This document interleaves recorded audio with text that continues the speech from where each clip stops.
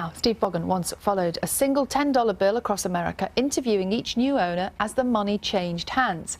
Now he's returned to the United States to explore a more universal currency, gold. Yeah, in his new book, he tells the story of how he travelled west to meet today's prospectors and seek his own fortune in them thar hills.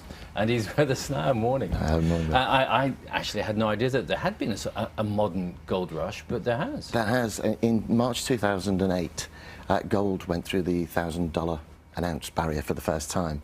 And of course, psychologically, that triggered a lot of people off, and off they went gold prospecting.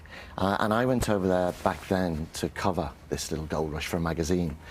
And I was fascinated by what I found, which was mostly that people weren't finding a lot of gold, but they kept looking. They just couldn't stop. I mean, it was gold fever.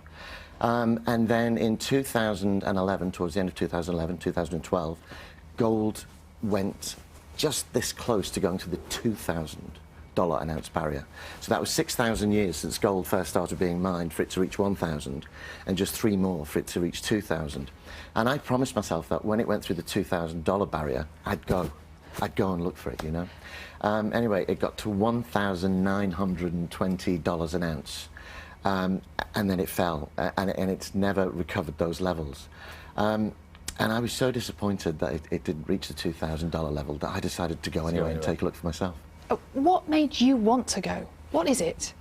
Well, as I say, the first time I went, I was just fascinated by the way people were just so doggedly going after this stuff, even though they didn't always find an awful lot. The problem was that some people do, and that's it. It's a bit like buying a ticket for the lottery. You know you're probably not going to win, but somebody does, and it might be you. As recently as last year, somebody found a 6-pound nugget in California worth $400,000. Where did it? Found it in a place called Butte County, California, with a metal detector. Because most of the gold in California is yet to be recovered. I mean, the vast majority of it. That's right. Well, the thing is, you see, there's a 120-mile-long subterranean strip of gold in the foothills of the Sierra Nevada mountains. And it's that gold, sort of released by weather and floods and glaciers, that finds its way into the rivers. And so it's constantly being replenished. It's just a question of who finds it first. So, and some of the people who go looking for it, I mean, OK, they might have metal detectors, but they don't have the most kind of advanced equipment, do they? No. Well, the beauty of it is that you can actually find gold with a trowel and an old gold pan. You know, you just dig, you classify it down, you grade it down as much as you can, because gold is very often small. It's very rare that you see a big nugget like the one behind you. But the thing is, it's 19 times heavier than water, and it's 7 times heavier than anything else you'll find in a river. So that's where you find it at the bottom, which is why you have to dig and dig and dig to bedrock. So, did you have any luck? I did. I found gold nearly every day.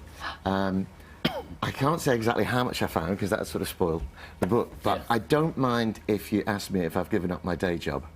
Have you given up your day job? No, I haven't given up. Now, that's gold. That's right. That's some of the gold that I found. And that's about how much worth of gold? I would estimate that's probably worth about maybe $200 just there. But I found more than that. Not bad. You know. But it has a weird psychological effect. I mean, there is such a thing as gold fever, isn't there? There is. I actually encountered it while I was there. I was prospecting with one guy, and we had quite a good day. You know, we found little bits of deposits of gold in 3 different places, and it was agreed at the end of the day. He offered to give it to me all. He said, "Look, you keep it. You're welcome in my country. You keep the gold." And I'd already spoken to gold prospectors who said, "Never do that. Never take more than your fair share. It always ends in tears." So I said, "No, I wouldn't do that. I'd classify it down, and we'd split it the next day." So I went back the next day, and he wasn't happy with what I came back with, and he sort of accused me of stealing some. Even though he'd offered to give it to you? Even though he'd offered to give me all of it. It was just that when I insisted he took his half, he didn't think his half was big enough. It's like the ring, isn't it? Like Tolkien's ring. It's exactly like that. But some people do become obsessed with it, don't they? And it takes over their entire lives. Yeah. There was one guy I met, he's ex-military, and a fascinating guy, and he'd had cancer.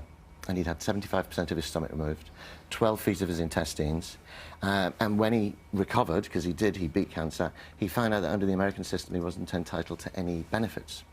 So he just headed off into the hills. You know the way sometimes you imagine these old Vietnam vets, they said they just got off the grid and went and lived in the woods. Well, he did that, and he discovered gold prospecting. And over the years, he's built up a little bit more equipment. He's now got himself a car. He had nothing. He's now got himself a car, a little caravan, and he finds gold all the time. Small amounts, about 300, 400 pounds a week. But he's the happiest man I've ever met. This new gold rush, of course, has had nothing like the impact of the original gold rush, which threatened the sort of entire social infrastructure, didn't it, at one point? Well, it did. I mean, not so much threatening infrastructure, it actually resulted in the development of the west coast of America. Because until 1849, not many people had been there. It's really difficult to get to, across deserts and mountains, 3,000 miles from coast to coast.